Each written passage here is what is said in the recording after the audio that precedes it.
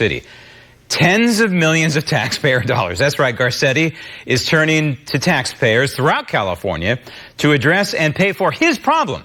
And like good liberal birds of feather, the governor of the Golden State is saying, sure, Eric, how much money do you need? 50 million? 100 million? How about 125 million in good money thrown after bad? And the truth is, this latest waste of taxpayer dollars is going to do nothing to stem the rising tide of the blight of homeless taking over the streets of L.A. Only a change in management will address this growing crisis.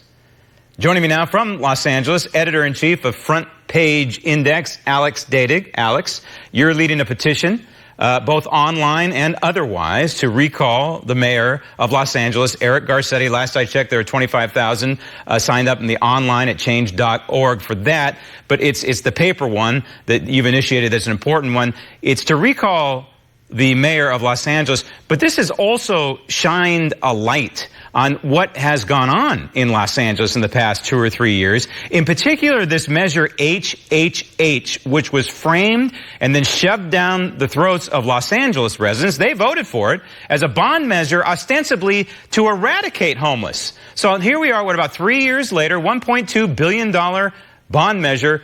Where do we stand with HHH? Well, Graham, thank you. It's good to be with you. And without your support and your early leadership taking on this issue, we wouldn't be where we are today. You really helped us take this issue around the world. So I want to thank you for that. And the more we look into the homeless issue in Los Angeles, the more shocking it gets and the more upsetting it is.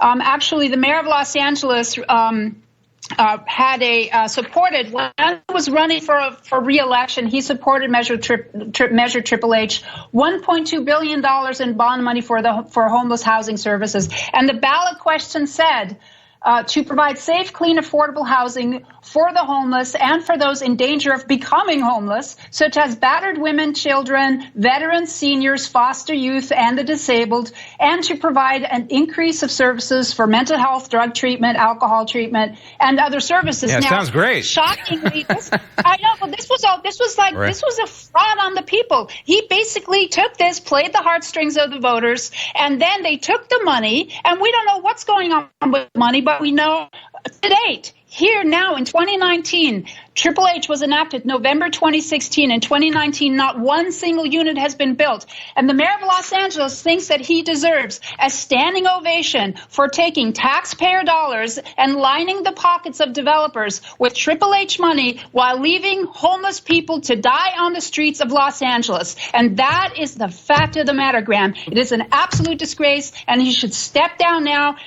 Before he gets walked out in handcuffs. He has caused more than 10,300 citizens to become homeless. Measure Triple H ballot text says, in the city of Los Angeles, in 2016, there were 26,000 homeless people. To date, right. 2019, we have over 36,300 homeless people. That is an increase in more than 10,000 people homeless since Measure Triple H that said we had 26,000 homeless people. Okay, so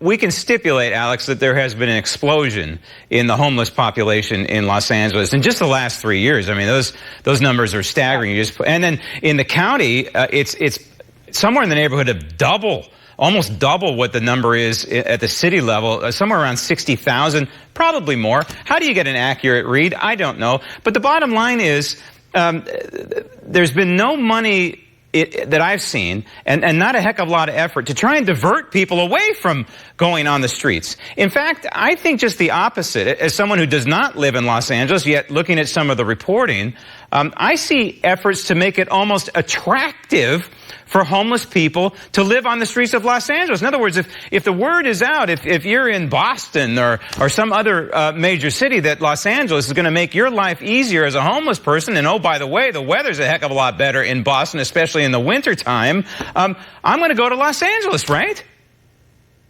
That's one of the problems that we're having. The city of West Hollywood just reported their homeless count is up, and it's affecting surrounding cities, because even if the laws in Los Angeles, get enforced, those people are going to go someplace else. The fact of the matter is they're still homeless. They still need the support. Many of these people actually are disabled. Interestingly enough, I read a 2014 study that said the majority of the people who are chronically homeless on the streets of Los Angeles are disabled, that they're not mentally ill. That's not the first criteria, that they're actually physically disabled. And we still have 3,000 veterans on the streets of Los Angeles. Mayor Garcetti pledged in 2015 under the Obama administration he would end veteran homelessness.